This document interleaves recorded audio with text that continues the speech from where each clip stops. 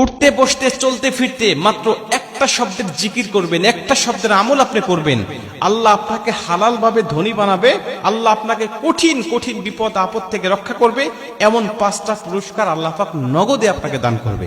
ছোট্ট একটা আমল, সময় লাগবে না, অজু লাগবে না। আপনি অজু থাকুক অথবা না থাকুক, আপনি একেবারে সিম্পল ভাবে যখন যে কাজ করতেছেন, কৃষি খামারে আছেন, কাজ করতেছেন, সমস্যা নাই, আপনি জবান দিয়ে আমলটা করতে থাকেন। দোকানদারি করতেছেন, সমস্যা নাই, রান্না বান্না করছেন, কোনো সমস্যা নাই।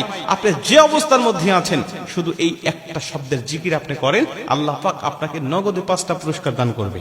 আর এই আমলটা হলো আস্তাগফিরুল্লাহ, ইস্তিগফারের আমল।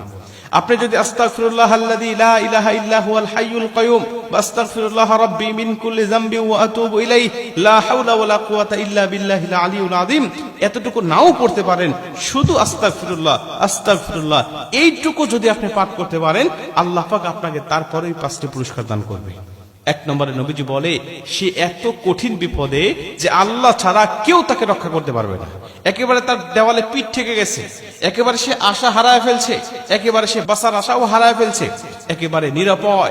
এমন তো অবস্থায়ও যদি সে আমলটা করতে পারে, আমার আল্লাহ ওখান থেকে তাকে পথ দেখায় দেবে, ওখান থেকেও আল্লাহ পাক তাকে রহমতের চাদরে আবৃত করে ফেলবে। আস্তাগফিরুল্লাহ এত পাওয়ার। নবীজি বলেন 2 নম্বরে, ইস্তেগফার যে ব্যক্তি বেশি বেশি পাঠ করে, আমার আল্লাহ রাব্বুল আলামিন তাকে মুস্তাজাবুদ দাওয়া বানায় দেয়। মুস্তাজাবুদ দাওয়া মানে ও হাত তুলে আল্লাহর কাছে দোয়া করলেই আল্লাহ পাক